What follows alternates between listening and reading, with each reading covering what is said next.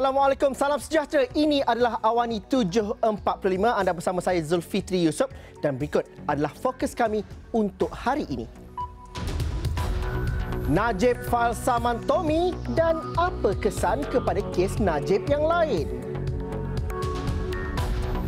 Apa nasib Anwar Musa selepas ini? Selangor catat kebolehjangkitan COVID-19 tertinggi negara.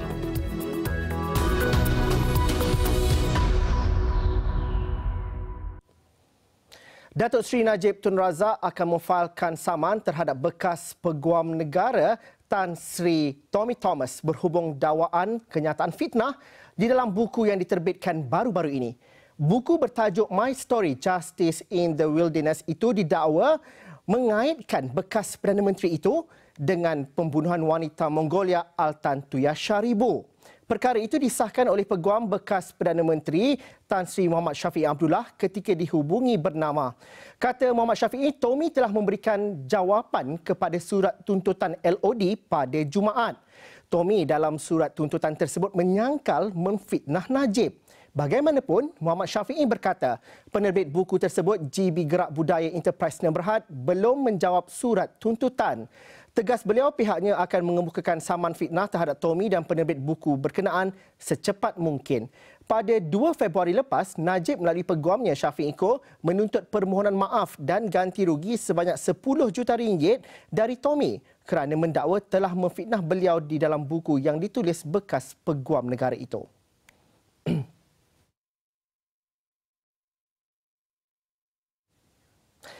Selepas ini, pada jam 8 malam nanti, kita akan bersama dengan Jasmine Abu Bakar. Jasmine, benarkah desas-desus bahawa Anwar Musa akan bertanding menjadi timbalan Presiden UMNO?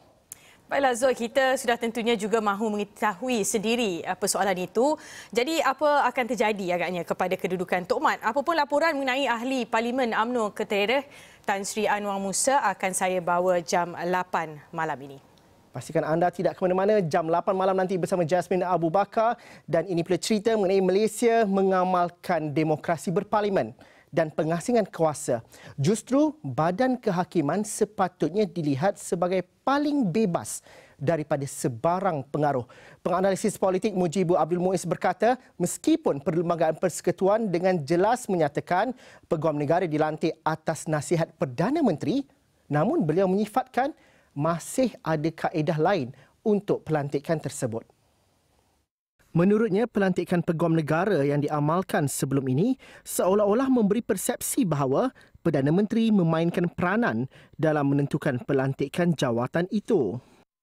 Memang kehakiman wajib harus kelihatan bebas daripada sebarang pengaruh eksekutif. Dan ia boleh dilaksanakan sebagaimana yang kita bincangkan tadi. Kalau lantikan itu boleh diberikan peranan kepada perkara-perkara seperti mana melibatkan parlimen ataupun melibatkan semacam mungkin kita kata council daripada perkhidmatan kehakiman dan perundangan negara, ataupun barangkali juga kita memperluaskan skop lantikan ini dengan memberikan peranan yang lebih luas kepada Majlis Raja-Raja dalam membantu Yang di-Pertuan Agong untuk memberikan keputusan dalam pelantikan ini. Beliau berkata demikian ketika bersiaran langsung dalam Buletin Awani pada Sabtu. Tambah beliau, sekiranya kaedah tersebut dilaksanakan, ia mungkin membantu meningkatkan tahap kebebasan dalam proses pelantikan Peguam Negara. Begitupun, beliau skeptikal Perlembagaan Persekutuan boleh dipindah dalam waktu terdekat untuk mengubah proses pelantikan itu. Ini situasi semasa COVID-19. Hari ini sebanyak 3,847 kes baharu telah dilaporkan dan ini menjadikan jumlah kes positif COVID-19 adalah sebanyak 238,721 kes. Manakala jumlah kes aktif dengan kebolehjangkitan pula ini perlu diberikan perhatian, 50,894 kes. Dalam pada itu, bilangan kes sembuh hari ini sedikit iaitu sebanyak 1,692 menjadikan angka keseluruhan sebanyak 186,970 kes telah pulih. Sehingga kini terdapat 305 kes positif sedang dirawat di ICU, 139 daripadanya memerlukan bantuan pernafasan. Dan duka cita juga dimaklumkan terdapat pertambahan 12 lagi kes kematian menjadikan jumlah kumulatif kematian sebanyak 857 kes. Dalam pada itu, Selangor mencatatkan kadar kebolehjangkitan semasa ataupun RT COVID-19 harian tertinggi di negara ini, iaitu setakat Jumaat pada angka 1.13.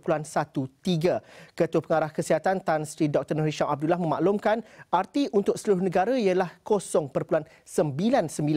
Johor merekodkan RT kedua tertinggi pada kadar 1.12, diikuti Melaka 1.09, Kuala Lumpur 1.06, Sarawak 1.05, Pahang 1.01 dan Terengganu 1.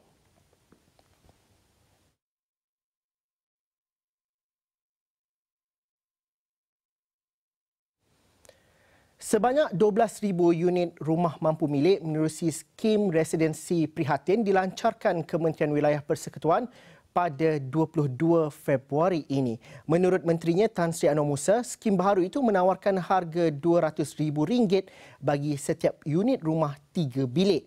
Menerusi ciapan ringkas dalam akaun Twitternya, Anwar berkata, rumah berkenaan ditawarkan pada harga di bawah pasaran dan disasarkan kepada pasangan muda untuk memiliki rumah sendiri.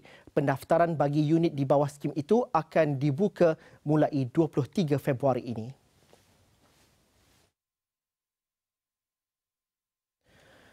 Pemajak pesawat milik Malaysia Airlines akan mengundi pada Rabu depan bagi menentukan sama ada skim penstrukturan syarikat itu boleh dijalankan atau sebaliknya. Memetik laporan Reuters, syarikat Indo-Malaysia Aviation Group MAG berkata pemajak pesawat merupakan antara 40 pemberi pinjaman kepada Malaysia Airlines melibatkan nilai RM16 bilion. Malaysia Airlines memerlukan kelulusan pemberi pinjam untuk meneruskan penstrukturan tersebut, yang mana pemajak pesawat merangkumi 75% hutang syarikat. Penstrukturan itu merupakan langkah penting buat Malaysia Airlines yang kini berdepan tekanan kewangan akibat kos operasi tinggi, tenaga kerja besar selain kesan sekatan perjalanan akibat COVID-19.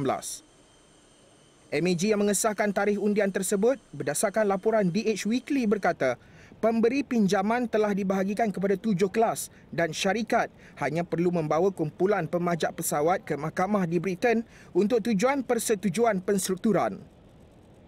Pada Januari, MAG berkata ia telah menerima kebenaran mahkamah untuk meneruskan mesyuarat tersebut, yang mana keputusan akan dilaporkan kepada mahkamah pada sesi pendengaran 22 Februari ini. Malaysia Airlines juga berharap akan dapat mencapai persetujuan bersama kelas pemberi pinjaman lain seperti pembiayaan pesawat dan pengeluar pesawat seperti Boeing dan Airbus sebelum prosiding mahkamah dirumuskan. MAG menjangkakan proses mahkamah dan penstrukturan akan dimuktamadkan menjelang akhir Mac 2021.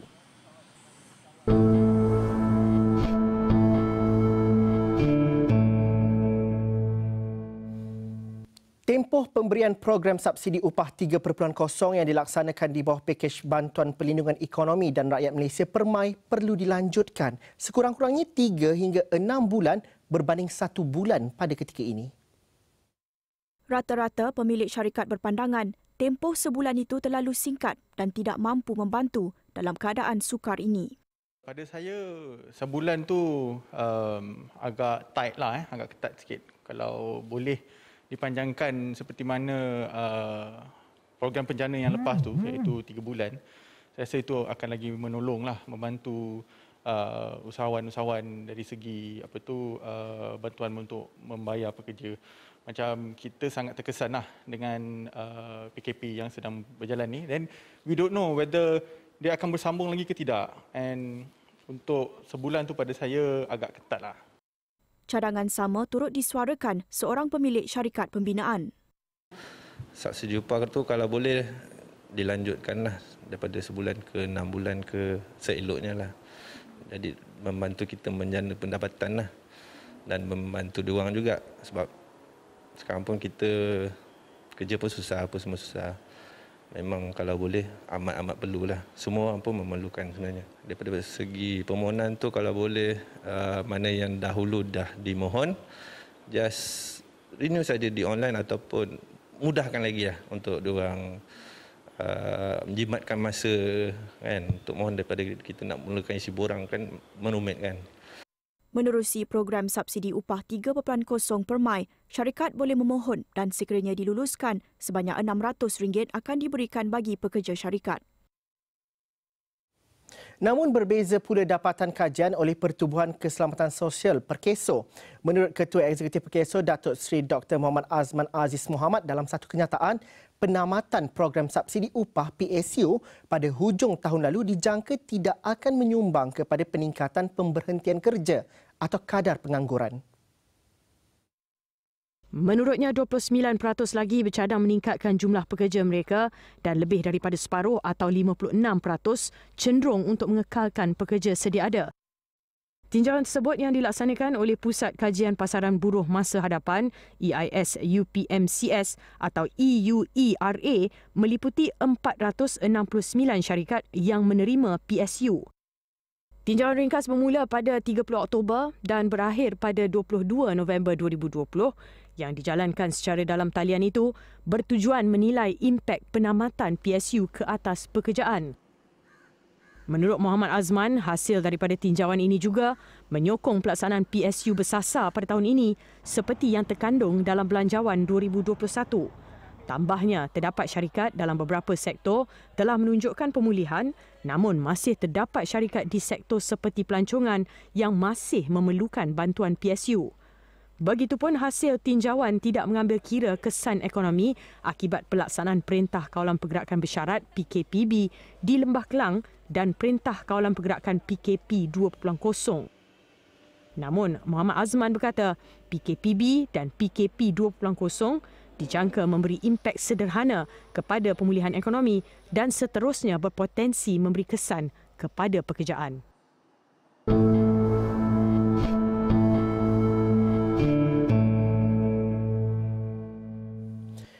Sebuah kilang pemprosesan ayam di Serkam Melaka diarah tutup selepas 604 pekerjanya disahkan positif COVID-19 sejak saringan dilakukan pada 1 Februari sehingga semalam. Kementerian Kesihatan sedang membuat saringan terhadap 1,871 pekerja di kilang berkenaan dan membabitkan 1,428 warga asing dan 443 rakyat tempatan. Jadi tindakan kita ialah penguatkuasaan kerana kes daripada kluster ini dia bermula dengan seorang yang datang bergejala. Maknanya perintah yang kita kenakan seperti SOP, penjarakan fizikal, perintah kawalan untuk mengelakkan pekerja-pekerja ditempatkan tempat yang sempit ataupun sesak tidak dipatuhi. Untuk itu kita telah pun menutup kilang daripada beroperasi untuk memastikan kita dapat terus mencegah dan mengawal wabak COVID-19 di kluster industri proses industri Serkam. Beliau berkata demikian selepas mengadakan tinjauan lapangan di sebuah kilang di Serkam yang menyumbang kepada peningkatan kes positif COVID-19 di Melaka. Mengulas lanjut, katanya penguatkuasaan turut dijalankan di kawasan berhampiran yang terdiri daripada ladang kelapa sawit dengan menutup pintu masuk ladang serta mengawal pergerakan pekerja ladang dengan lebih ketat.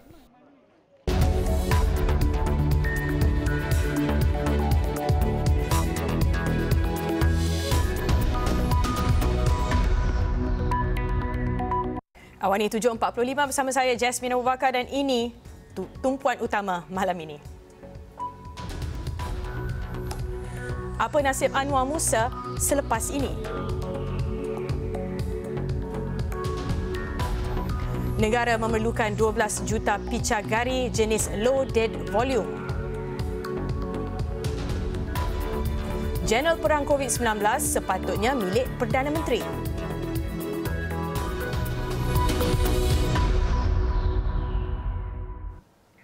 Ahli Parlimen UMNO Ketereh Tan Sri Anwar Musa belum dapat membuat keputusan sama ada ingin menawarkan diri bertanding atau tidak pada pemilihan UMNO nanti. Menurutnya, keputusan tidak dapat dibuat kerana tarikh pemilihan UMNO sendiri masih belum ditetapkan.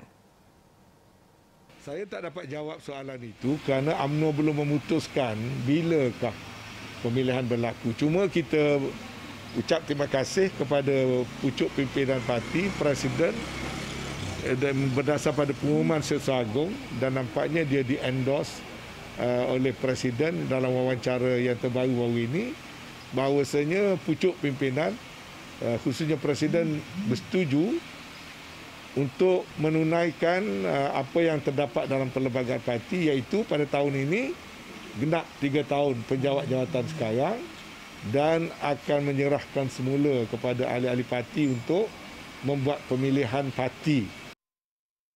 Sebelum ini timbul spekulasi Anwar berhasrat menawarkan diri bertanding jawatan timbalan Presiden UMNO pada pemilihan nanti. Spekulasi itu wujud selepas tersebar gambar beliau dan timbalan Presiden UMNO Datuk Seri Mohamad Ahsan. Anwar yang juga Menteri Wilayah Persekutuan dipecat dari Setiausaha Agung Barisan Nasional BN baru-baru ini selepas dilihat tidak sehaluan dengan Presiden Parti dan digambarkan sebagai jurucakap pada Parti Bersatu. Malaysia merekodkan 3,847 kes baru COVID-19 dan menjadikan jumlah keseluruhan kes kini 238,721 kes. Ketua Pengarah Kesihatan Tan Sri Dr. Nur Hisham Abdullah berkata, daripada jumlah itu, 4 kes import dilaporkan mendapat jangkitan di luar negara. Kes aktif dengan kebolehjangkitan kini 50,894 kes. Jumlah kes sembuh 1,692 kes menjadikan jumlah kumulatif kes sembuh 186,970 kes. Selangor mencatatkan kes harian tertinggi dengan pertambahan 1,481 kes dan diikuti Johor, Kuala Lumpur dan Sabah. Selain itu, terdapat pertambahan 12 kes kematian baru dan jumlah kes kematian secara keseluruhannya 857 kes.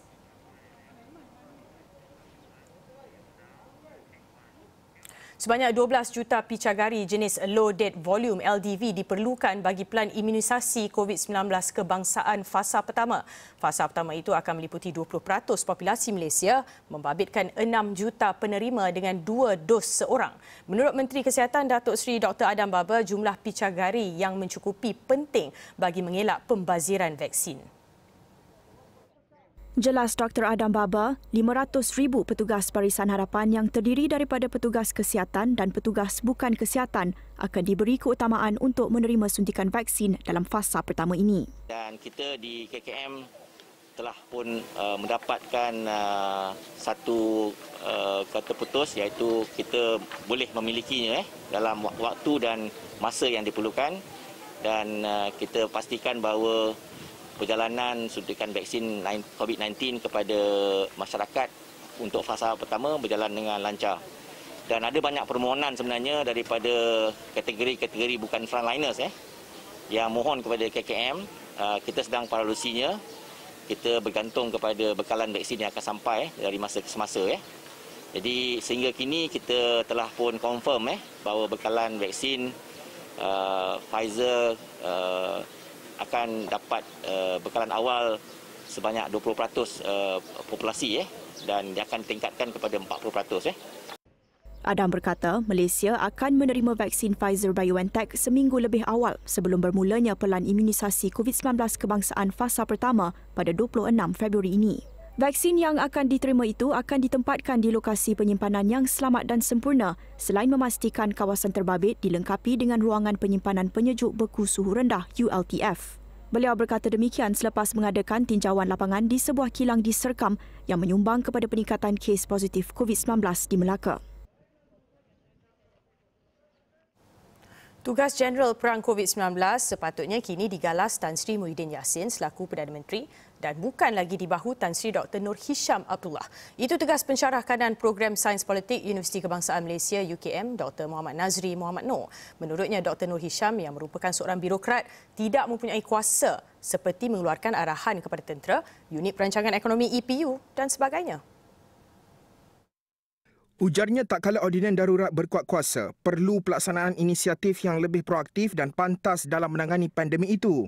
Yang terbaik adalah untuk Perdana Menteri sendiri yang diamanahkan untuk memberi kepimpinan, berkhidmat kepada negara dan rakyat untuk ambil tanggungjawab ini, kan? Sebagai Jeneral Perang COVID Malaysia, kerana beliau ada otoriti. Letaknya di dalam chain of command itu, arahan rantaian kuasa itu beliau di peringkat paling tinggi. Beliau boleh mengarahkan EPU, boleh tarik bajet, boleh arahkan Kementerian Kesihatan yang tidak dipunyai oleh KP. Menurutnya, Dr. Nur Hisham hanya boleh mengemukakan cadangan atau saranan dan bukan arahan seperti punca kuasa yang dimiliki oleh Perdana Menteri. Sebaliknya perlu mengambil langkah yang lebih drastik, iaitu meletakkan sendiri Perdana Menteri sebagai jeneral utama dan Menteri Kesihatan perlu memainkan peranan yang lebih banyak, dan juga KP Kesihatan boleh memainkan peranan-peranan operasi yang lain, memantau pergerakan di peringkat bawah. Jadi ada pembagian kuasa dan juga ada sintesis, kan? Ada kerjasama politik, kan? Eksekutif politik dan juga pentadbiran. Beliau percaya sekiranya sebarang arahan berkait usaha menangani COVID-19 dikeluarkan terus oleh Perdana Menteri, ia akan lebih berkesan seiring punca kuasa yang dimiliki oleh Perdana Menteri. PM dan juga pejabat PMO diletakkan sebagai war room lah kiranya, kan, war room ataupun war kabinet ke apa, kan. Saya ingat pelbagai perkara, kan, boleh dilaksanakan dengan lebih pantas dan lebih berkesan. Bukan dengan keadaan sekarang ni kita sarankan, kita berbincang dan sebagainya. Sedangkan kalau kita angkat PMO dan Pejabat Perdana Menteri itu sendiri sebagai war room dalam menangani COVID-19, bagi saya arahan itu akan dilaksanakan lebih baik. Pada Jumaat, Ketua Pembangkang Datuk Seri Anwar Ibrahim mempersoal justifikasi pelaksanaan ordinan darurat yang katanya masih banyak isu yang belum terjawab.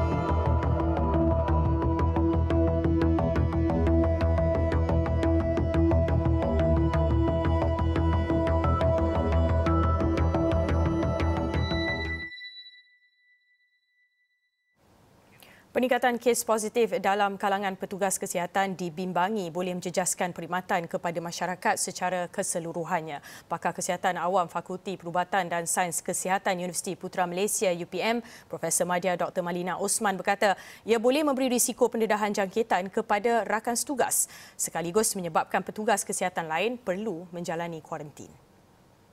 Jadi sehubungan dengan itu, kepatuhan kepada SOP perlu sentiasa dipertingkatkan, dan dalam konteks ini juga pada pandangan saya bukan sahaja penekanan itu terhadap kaki tangan kesihatan, tapi di pihak pengurusan juga dari masa ke semasa perlu juga turun padang bersama kaki tangan kesihatan untuk memberikan motivasi dan juga pendidikan dari masa ke semasa untuk membolehkan mereka terus patuh kepada nasihat-nasihat SOP yang perlu dilaksanakan.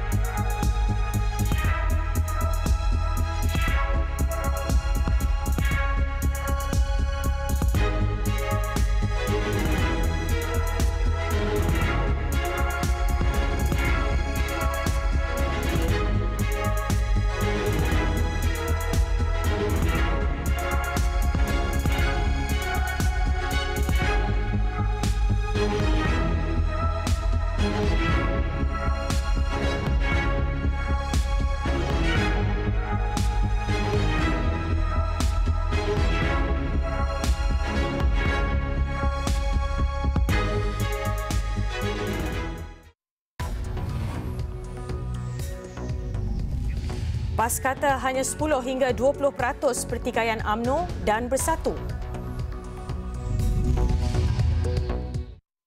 Bekas Setiausaha Agung Barisan Nasional BN Tan Sri Anwar Musa menegaskan usaha perbincangan kerusi serta kerjasama antara Barisan Nasional, BN, PAS dan Bersatu perlu diteruskan. Ia bagi melihat satu kerjasama dan muafakat Parti Melayu dalam menghadapi pilihan raya umum kelak. Antara UMNO dan PAS itu boleh dikatakan terbentuk satu persefahaman yang agak jitu daripada pengalaman saya. Tinggal lagi ada sedikit complication antara UMNO dengan Bersatu. Dan dalam UMNO pun masih lagi meninjau-ninjau, ada pendapat berbagai-bagai. Ada pendapat daripada ketua-ketua pimpinan bahagian. Tapi ada juga pihak yang menyatakan itu pimpinan bahagian. Tapi yang betul-betul akar umbi di cawangan-cawangan lain lagi. Jadi perbezaan pendapat itu ada. Dan saya yakin UMNO dapat menguruskan perbezaan pendapat itu. Yang pentingnya UMNO perlu mendapat satu formula, satu strategi yang penting untuk memenangi pilihan raya. Jadi saya berkeyakinan UMNO akan selesaikan masalah ini. Anwar tidak menafikan pandangan bekas Perdana Menteri Tun Dr. Mahathir Mohamad bahawa kerjasama ketiga-tiga parti berkenaan rapuh dan bakal terurai pada pilihan raya umum akan datang. Katanya pandangan Mahathir ada benarnya kerana gabungan itu belum diikat dengan suatu ikatan kuat. Tambahnya, rundingan perlu diteruskan untuk membentuk persefahaman yang kuat. Dalam pada itu, Timbalan Presiden PAS Datuk Seri Tuan Ibrahim Tuan Man berharap isu dapat diselesaikan segera melalui rundingan. Ini kerana isu yang timbul antara kedua-dua parti itu yang berkaitan pengagihan kerusi hanya 10 hingga 20% menjadi pertikaian. PAS katanya kekal dengan pendirian iaitu memperkukuhkan muafakat nasional dan mempertahankan kerajaan Perikatan Nasional. Beliau turut memaklumkan sudah ada pertemuan antara presiden ketiga-tiga parti dalam usaha memperkukuhkan agenda bersama. Saya tengok sebenarnya kita ada ruang untuk kita bincang. Bagi saya mudah je, apa-apa perkara pun kalau kita ada masalah, kita kena duduk bersama, kita kena bincang. Pertemuan tu penting. Di meja rundingan kita bersama. Mungkinlah ada dalam 10-20% yang agak kritikal, tapi 80% selesai. Jadi kita tengok kepada jumlah itulah. Tadi Datuk Seri cakap pasal kerusi. Jadi macam mana setakat ni pengagihan kerusi itu macam mana? Perundingan masih berjalan.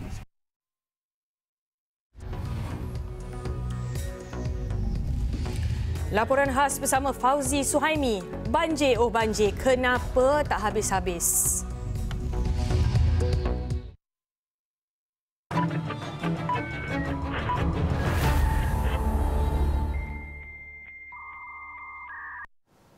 Baiklah, sepatutnya banjir di pusat bandar Kuala Lumpur sudah selesai atau dapat dikurangkan. Dua rancangan tebatan banjir RTB sudah dibina, iaitu di Sungai Bunus dan Terowong Lebuh Raya Smart. Menerusi projek itu, aliran air dari hulu dan hilir ibu negara dapat dikawal walaupun hujan lebat melanda dalam tempoh tertentu. Projek Smart mungkin berkesan mengurangkan banjir, tetapi apa kisahnya dengan RTB Sungai Bunus? Ikuti pendedahan wartawan Astro Awani Fauzi Suhaimi mengenai status terkini RTB Sungai Bunus di Jalan Semarak, Kuala Lumpur.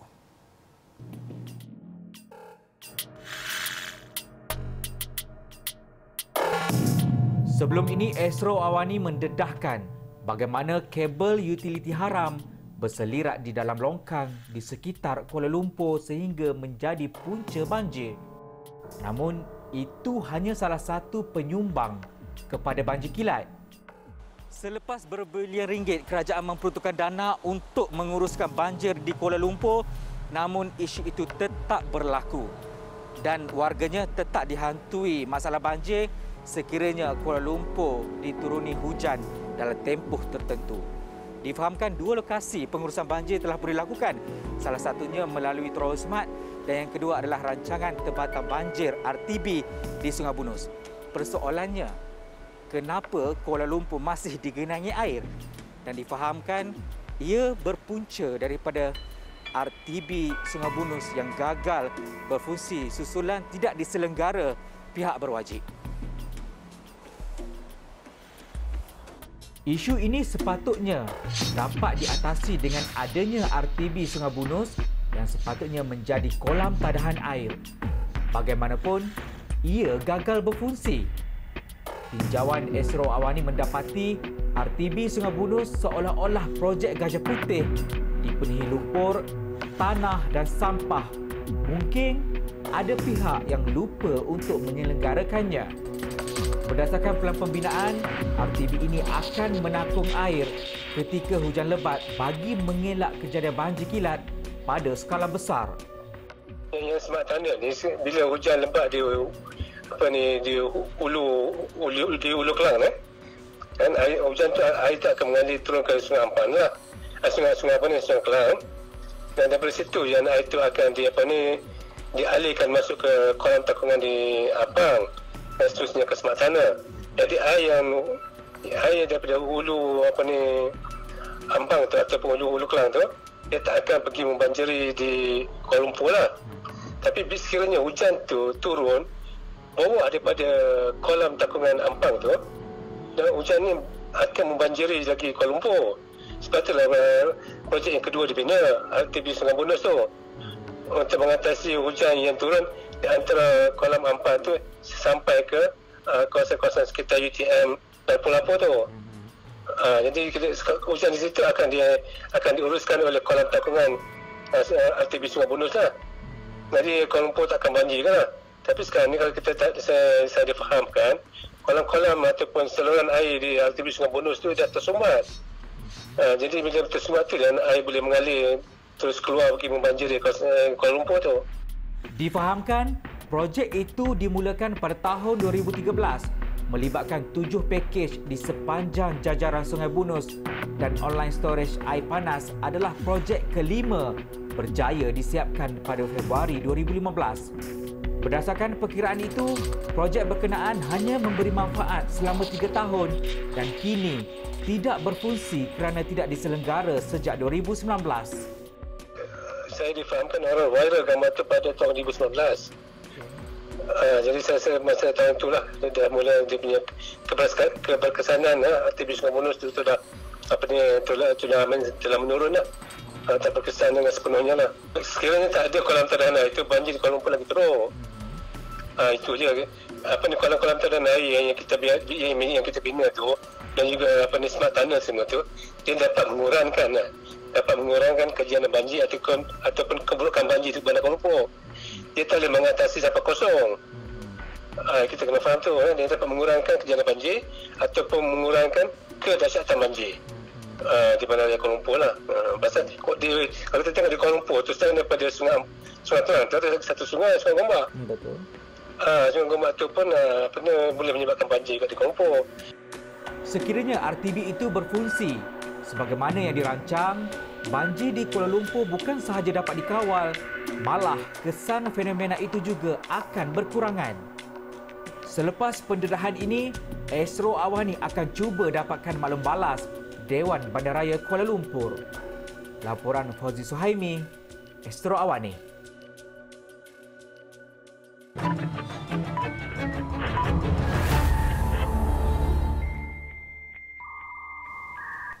Baiklah, dengan itu sekian Awani 7.45.